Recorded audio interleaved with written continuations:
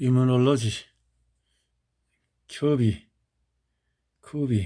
면역학, 미생물 학회 옮김, 대한미생물학회에 많은 교수님들이 이렇게 각자 맡은 파트에서 번역을 해서 이렇게 큰 책을 만들어서 아마 이 책이 교재로 쓰였던 것 같습니다. 자, 이번에는 면역 간염은 면역계의 숙주 공격을 피할 수 있게 한다. 예? 항원 인지 수용체의 무작위 생성으로 어떤 수용체들은 심지어 숙주 분자를 인지하여 해를 줄 수 있다. 그러나 면역계가 자기 조직을 인지하여 손상시키는 것은 바람직하지 않다. 이 때문에 면역계는 자기 비자기 식별에 의존하며 면역 관용이라 불리는 면역 반응의 하나의 특성을 나타낸다. 버넷은 일생의 어떤 시점에 비자기적인 항원에 노출되면 훗날의 면역계는 그 항원을 무시하여 면역 반응을 유발하지 않는다는 것을 처음 제안했다. 이제 이런 개념이 있었다라는 것이고, 핵심 개념까지 봤고, 면역 반응은 선천 면역과 적응 면역의 상호 작용으로 일어난다. 면역인 선천 면역과 적응 면역, 선천 면역과 적응 면역의 수시간 수일 내에 적응 면역은 수일 내에 수시간 선천은 특이성은 제한적이고 고정적이다. 매우 큰 다양성이 있다.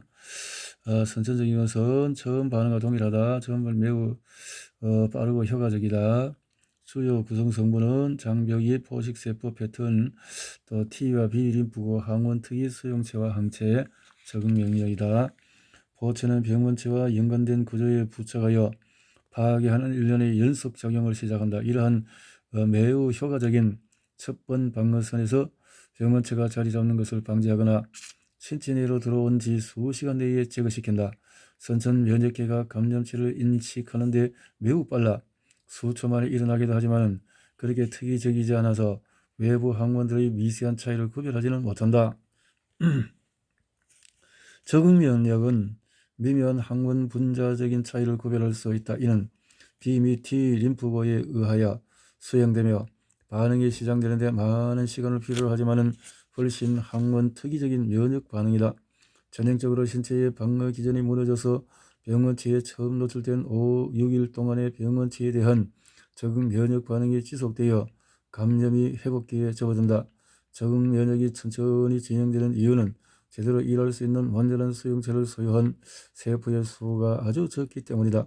이 수용체는 항원 특이적이고 무작위적으로 만들어져서 B 및 T 림프구 표면에 있다. 적응 면역이 천천히 진행되는 또 다른 이유는 선천 면역계가 먼저 항원을 인지하고 이후에 분리된 항원을 적응 면역계가 인지하여 반응하기 때문이다. 항원과 만난 B 및 T 림프구들은 항원 특이성과 선택 이론에 따라 선택되고 분열한다. 비록 느리지만은 일단 B 및 T 림프가 선택되면 재빠르게 전략을 구사하여 감염의 진행을 확실히 방어한다. 그런 기준이 있다는 거죠. 2011년 노벨 생리의학상 면역 반응의 선천 및 적응 면역 부분 연구자들이 수상했다. 브루스 보이틀러, 제일 호프만은 선천 면역의 활성화의 중요한 발견으로 렐프 스타인만은 적응 면역 반응의 활성화에 있어서 수지상 세포의 역할에 대한 발견으로 각각 노벨상을 수상했다. 선천 면역 경로에서 병원체와 먼저 접촉할 때 관여한 세포와 분자들이 자료를 수집하여 적응 면역의 발전 과정에 직접적으로 영향을 미친다. 그러므로 적응 면역 반응은 2차적으로 더 포괄적인 방어 기전을 나타내는데 이는 선천 면역계가 투쟁에서 얻은 정보를 토대로 이루어지기 때문이다. 실제로 어떤 감염들, 특히 아주 약한 침입자들의 적은 수에 의한 국부 감염들일 경우에는 선천 면역 기전만으로도 처리가 된다. 표 1에서 4는 선천 면역과 적응 면역을 구별짓는 중요한 특징들이다. 핵심 개념은 척추동물의 면역 반응은 선천 면역과 적응 면역이 밀접하게 서로 연결되어 있다. 선천 반응은 물려받은 인지 분자 및 포식 세포를 사용하여 신속하지만 병원체에 덜 특이적이다. 적응 반응은 느리지만 병원체에 매우 특이적이며 B세포와 T세포의 무작위로 만들어진 수용체에 의존적이다. 선천면역과 적응면역은 협동적으로 작용하며 선천면역 반응의 활성은 차후에 적응면역 경로를 자극하고 지시하는 데 필요한 신호를 생성한다. 면역세포와 면역분자는 몸 전체에 존재한다. 자,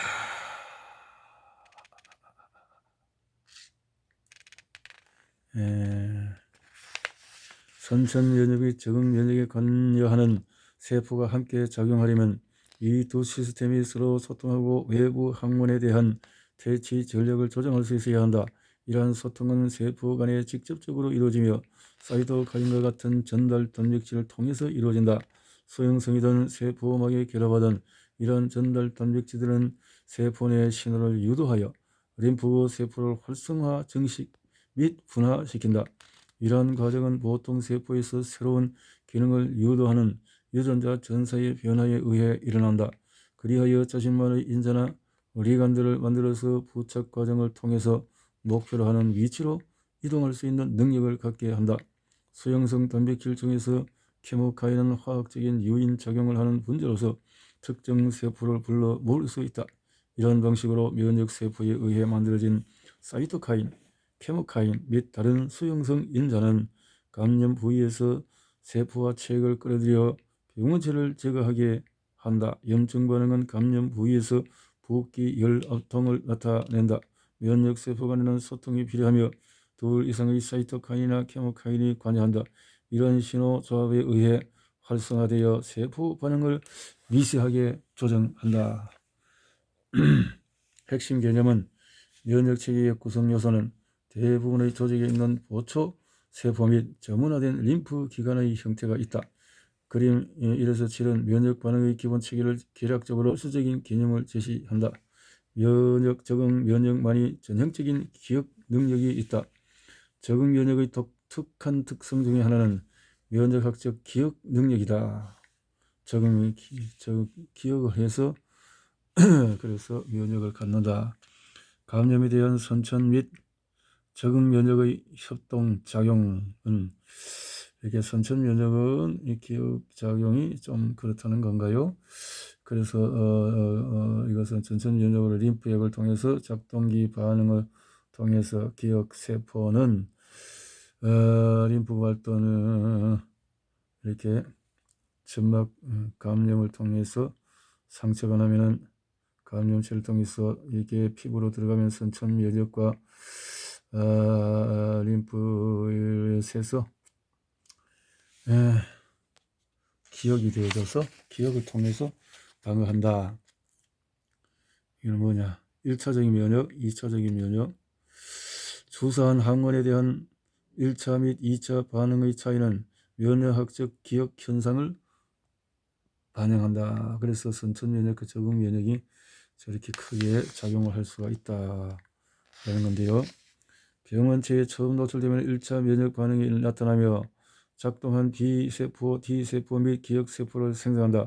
이후에 동일한 병원체에 노출될 때 더 활성화되어진다. 조건이 되어서 그 다음에 이렇게 되어진다는 거군요. 지금까지 우리가 그려온 면역 반응은 온갖 종류의 병원체들에 의한 침입으로부터 숙주를 언제나 보호하는 여러 구성체여 상호 협력체로 묘사되었다. 그러나 이러한 시스템도 오류가 있을 수 있다. 그러한 실수는 많은 주의를 기울여야 할 정도로 드라마틱하나 매우 드물게 일어난다. 개인 간의 조직이나 기관의 이식, 암의 발생 등 일부 임상 상황들은 면역계에 대한 독특한 도전으로 작용한다. 여기서는 면역계의 오류를 간단히 기술하면서 건강한 면역 반응들의 발전에 대한 도전의 예를 살펴보고자 한다. 각각의 임상적인 정례들은 이 책의 결론 부분에서 논하도록 한다. 부적절한 면역 반응들은 많은 질병들을 유발할 수 있다. 대부분의 부적절한 면역 반응이나 면역 반응의 실패는 다음과 같은 세 개의 큰 범죄에 속한다. 가민성 반응, 또 자가 면역 질환, 면역 결핍, 면역 불균형, 뭐 이런 것들이 있다는 거죠.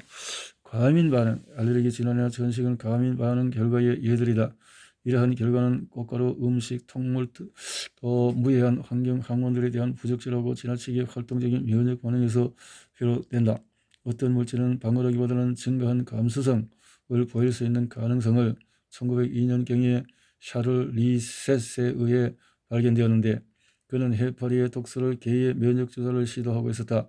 그와 그의 동료인 포티어는 치사량에 가까운 독소를 개에 주사하는 즉시 심하여 죽을 정도의 반응이 보이는데, 나중에는 똑같은 독소 극소량으로 똑같은 반응을 보이는 현상을 관찰했다.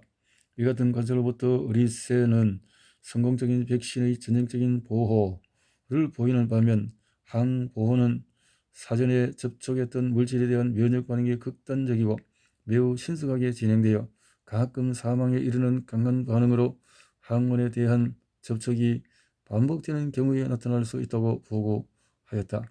리세는 항보호 반응을 발견한 공로로 1913년에 노벨상을 수상하였다. 오늘날 이 용어는 심하여 생명을 위협하는 정도의 알레르기 반응을 의미한다.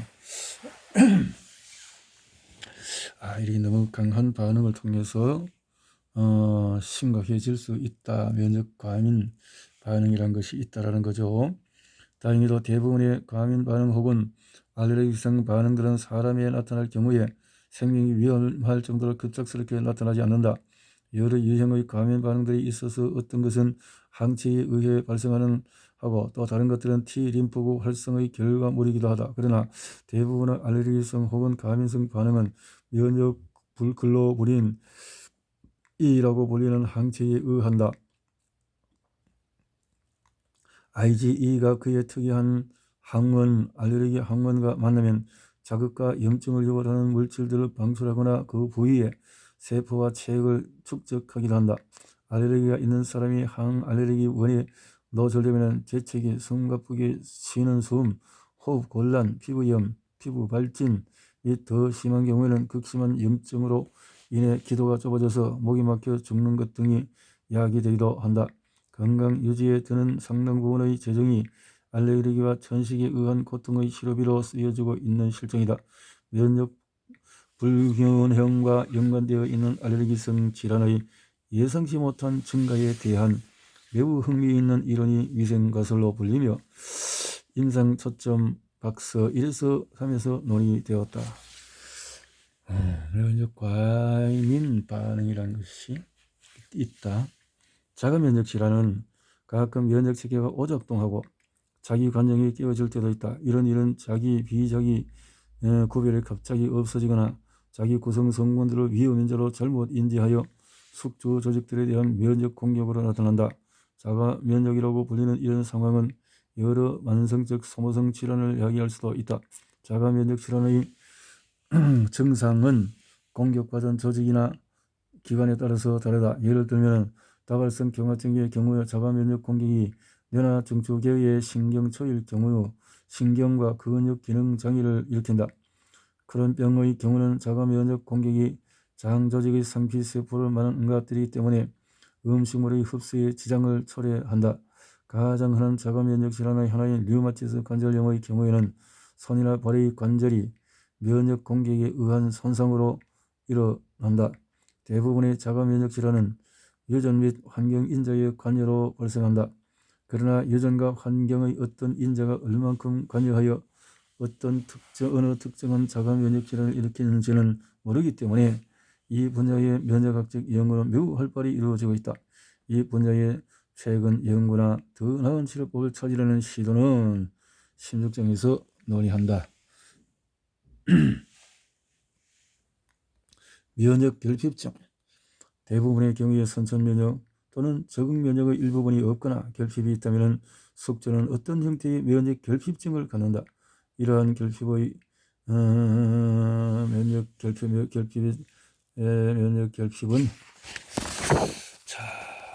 결핍이 있다는 거죠. 선택적 면역 결핍증이다. 이런 것이 그렇다는 거죠. 위생가설은 2012년 현재 전 세계적으로 3억 3천 천씩 위생가설. 지난 25년간 천식 발병률이 위생가설을 뒷받침하는 증거는 무언가? 가장 중요한 임상적인 증거는 미생물이 득실거리는 환경에서 성장한 사람들한테 특히 전식과 알레르기 질환의 빈도가 낮다는 긍정적인 상관관계를 밝힌 연구. 지금까지는 소와 다른 가축 농장에서 동물의 분비물에 노출된 어린아이들이나 여러 형제를 두거나 유아 보육에 참여하며 개발도상국에서 자란 사람은 인생의 후반부에 알레르기 질병에 걸릴 확률이 낮다고 알려졌다. 유소년기의 바이러스 감염은 알레르기 질환의 예방 효과가 없는 것처럼 보이지만 특정 세균과 기생충 감염들은 효과가 있다고 밝혀졌다. 최근 주목해야 할 것은 기생충 중에서 어떤 기생물이 알레르기 질환에 대한 예방 효과가 있는지를 알아서 그 기생생물에 의도적으로 접촉하게 하려는 새로운 시대의 알레르기 요법이다. 이는 가서 기생충을 먹으라는 속담에 전혀 새로운 의미를 부여하는 것이다.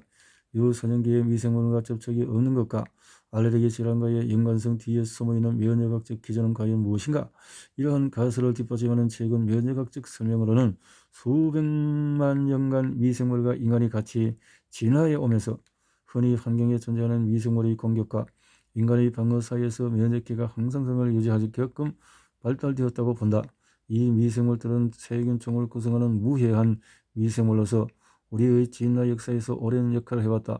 오래된 친구라고 불리는 이 유기체들은 우리의 선천 면역계의 세포에 존재하는 패턴인지 수용체와 결합하여 적응 면역계의 반응을 낮추게 할 것이다. 이러한 가설은 우리의 면역세포가 이러한 오래된 친구와 그들의 항원들이 어려서부터 규칙적으로 만나지 아니하면 정상적인 면역 조절 혹은 항상성 반응이 뒤틀리게 되어 면역계가 장래에 커서는 과잉 반응하게 된다는 것이다. 면역질환의 동물 모델은 이러한 가설을 어느 정도 뒷받침해 주며 면역학자들이 이러한 생각을 증명하는 데 도움을 주기도 한다. 예를 들면 부분적으로나 아주 병원치가 전혀 없는 환경에서 자란 특정 동물들은 면역세포가 췌장세포를 공격하는 제1형 당뇨병 혹은 인슐린 의존성 당뇨병 같은 자가 면역질환에 걸리기도 한다. 이러한 마우스에서는 유병률도 증가한다. 자연 발생적으로 당뇨병에 유전적으로 더 잘 걸리도록 동물들을 특별히 교배한 NOD 마우스를 다양한 감염을 일으키는 생물에 접촉시키면 당뇨병에 걸리지 않았다. 한편으로 NOD 마우스를 병원체가 전혀 없는 곳에서 사육하면 거의 모든 NOD 마우스가 당뇨병에 걸렸다. 이와 같은 실험 모델과 마찬가지로 천식이나 다른 알레르기성 질환들에 대한 감수성은 흔히 가족 단위로 나타나는데 그것은 유전자와 환경이 모두 역할을 한다는 것을 시사한다. 비록 위생 가설을 뒷받침하는 증거들이 아직 확실치 않기는 하지만 동물이나 사람의 연구에서 알레르기에 대한 감수성은 유전자와 환경 모두의 영향을 받는다고 밝혀지고 있다. 이 가설에 대한 지지 자료가 계속 증가함에 따라 깨끗하지 못한 아이에 대한 속담인 면역계에는 불결한 게 좋다는 옛말이 사실일 수도 있다. 불결한 것이 좋다. 어? 아이들이 이렇게 흙가족으로 살고 위생가설 불길한 것이 좋다. 그러므로 증상은 어느 유형의 감염병이 증가한다거나 아니면 결핍증이 있는지도 모르고 지나칠 수도 있다. 반대로 더 희귀하고 더 심한 결핍증은 중증 복합 면역 결핍증이라고 불리며 B와 T 림프구 모두 결핍되었으며 기본적으로 적응 면역 반응 모두 사라졌다. 치료하지 아니하면 SCID는 흔히 아주 어린 나이에 감염병으로 사망하게 된다. SCID에 대한 가장 효과적인 치료법은 골수이식인데 수명을 연장시키고 생명을 구할 수가 있다. 2차적 또는 후천적 면역 결핍은 심각한 영양실조, 당뇨병과 같은 만성질환 및 감염을 비롯한 여러 요인으로 인해 발생할 수 있다. 지금까지 전 세계적으로 후천적 면역 결핍의 가장 흔한 원인은 단백질, 칼로리 및 미량 영양소 결핍과 같은 심각한 영양실조이다. 세계 인구의 30에서 50%가 어떤 형태의 영양실조로 고통을 받고 있으며 이 모든 것이 면역 반응의 효력에 영향을 미칠 수 있다. 질병으로 고통받고 있는 인구의 가장 흔한 사망 원인으로는 폐렴, 설사, 말라리아 등이 있다. 이 질병은 전염에 의한 것이지만 영양실조와 그로 인한 면역 억제로 인해 사망할 확률이 훨씬 더 크다. 이러한 예방 가능한 상태를 목표로 하는 것은 매우 어린 아이들에게 이 환율과 사망률을 퇴치하기 위한 다른 국제적인 계획보다 더 도움이 될 수가 있다. 영양실조가 감염자 수의 1위를 차지하고 있지만 만성적인 사람 면역 결핍 바이러스 HIV 감염으로 인한 후천 면역 결핍 증후군이 가장 잘 알려져 있다. 인간은 저력 T세포에 상주하는 이 바이러스를 효과적으로 인지하거나 없애지 못한다. 감염 과정 중에 아주 많은 TH세포가 파괴되거나 기능장애가 발생하면 전체적으로 면역체계가 망가져 에이즈 진단을 받는다. HIV 감염된 사람들의 평균 수명은 항HIV 약물의 투여로 인해 크게 증가했다. 동부 및 남부 아프리카에서와 같이 에이즈에 가장 큰 영향을 받는 국가는 이렇게 생명을 구하는 약물을 접하기가 힘들다. 우리의 환경에서 많이 퍼져있는 많은 병균들은 처음 들어왔을 때 우리 몸에서 발달하는 면역 능력 덕택에 정상적인 건강한 사람들에게는 아무런 문제가 되지 않는다. 그러나 원발성 혹은 2차적 면역 결핍증이 있는 사람은 이러한 아무데나 존재하는 미생물에 의한 감염병에 매우 취약하다. 예를 들면 진균의 일종인 칸디다 알비칸스는 거의 모든 곳에 존재하고 대부분의 사람들에게는 문제되지 않지만 면역 결핍증을 앓고 있는 사람에게는 구강이나 질의 점막에 자극적인 홍보를 만들고 확산되는 감염을 일으킨다. 그 결과로 생기는 발진은 때때로 면역 결핍의 첫 번째 징후가 된다. 그대로 두게 되면 생명을 위협하는 전신적인 칸디다증을 초래한다. 흔한 위생물에 의한 이러한 감염들은 면역 능력의 정상적인 숙주에는 아무런 해를 미치지 않지만 면역 결핍증이 있을 경우에는 나타나는데 이를 기회 감염이라 한다. 기회 감염. 면역 환자는 칸디다 알비칸스에 의한 기회 감염으로 구강 아구청에 의해 이렇게 된다 이런 거죠. 어이구 뭐 응? 이빨은 튼튼하고 깨끗한데 왜 혓바닥이 그러냐.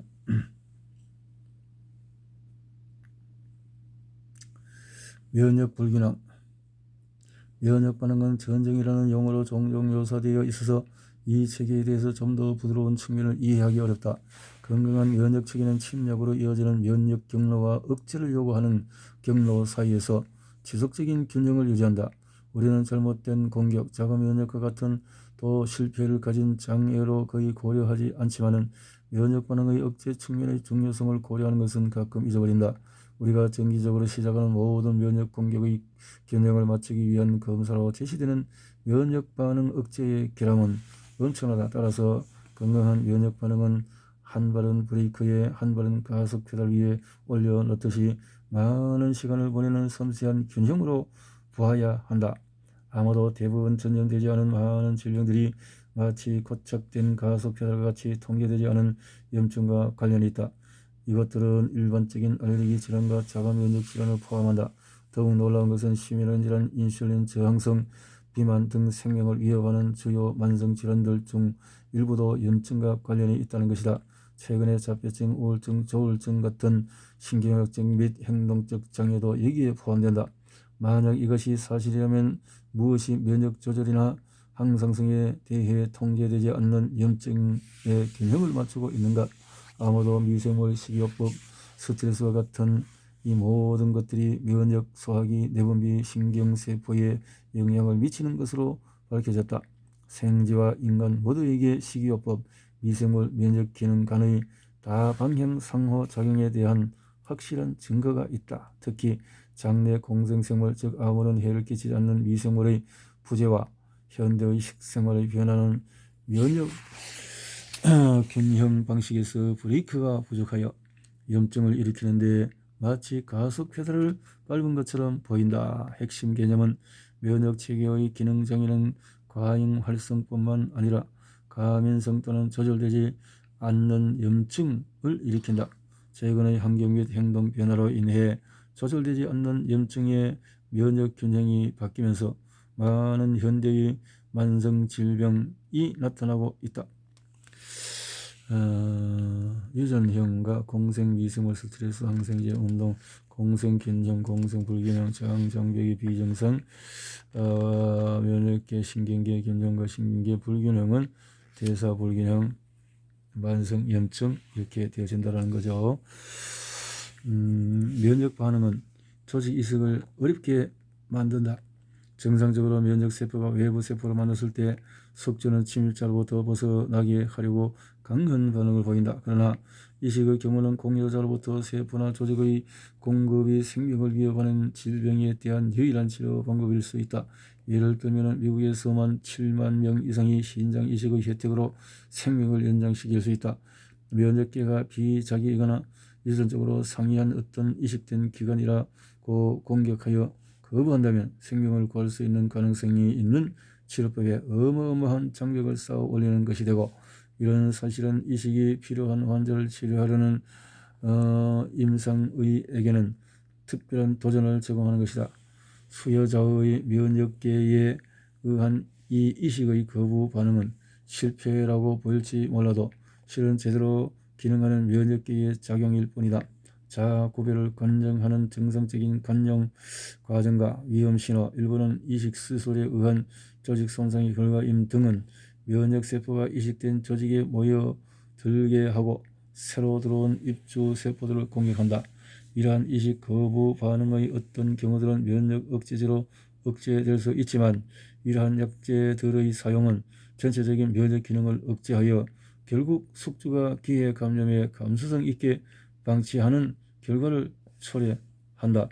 조직 이식에 관한 연구들은 면역학 분야의 발전에 중요한 역할을 수행했다. 란트 슈타이너 면역 특이성에 관한 그의 연구에 대해서는 이미 언급했다. 1930년에 그의 인간 ABO 혈액 그룹의 발견으로 노벨상을 수상하였는데 그의 공로로 수혈을 안전하게 할 수 있게 되었다. 조지 스넬, 지인 도세, 바로 베세라프, 또 조직 적합복합체의 발견으로 1980년도에 노벨상을 수상하였다. MHC는 유전적으로 동일하지 않는 개체 간에서 다른 모습을 보이는 조직 항원들이기 때문에 이식 조직의 면역 거부 반응에 있어서 가장 중요한 표적 중의 하나이다. 마지막으로 도넬 토마스와 조셉 머리는 임상적으로 성공적인 조직 이식 수술에 필요한 방법들을 발전시킨 공로로 1991년에 노벨상을 수상했다.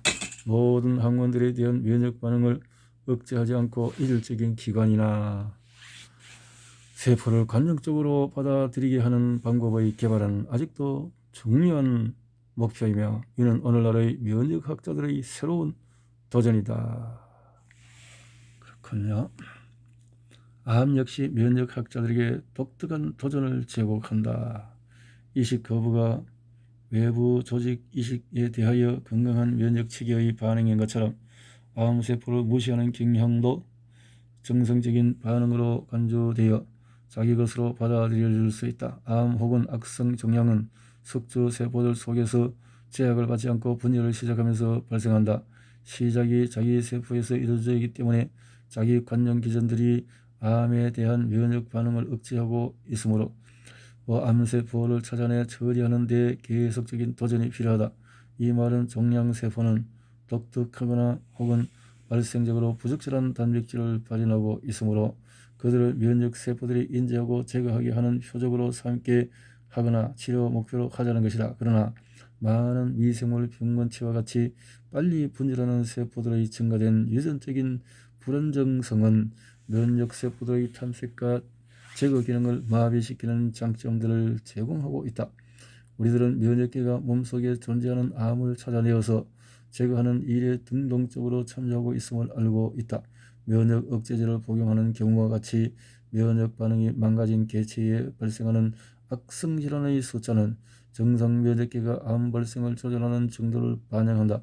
비록 적응 면역이 더 심각한 역할을 수행하고 있지만 선천 및 적응 면역계가 항암 면역 작용에 관여하고 있음이 밝혀졌다. 그러나 염증과 발암 과정의 연관성뿐만 아니라 면역계의 압력 하에서는 암세포가 더 공격적이고 파고드는 유행으로 더 진화한다는 사실들은 암에 대한 면역계의 역할을 낫게 할 뿐만 아니라 병을 더 크게 만드는 특성들이 있음을 보여준다. 이와 같은 기전들이 더 자세히 밝혀지면 항암 치료는 면역세포의 항종양 효과를 극대화하면서 종양을 키우는 작용은 줄여주는 방향으로 디자인될 것이다.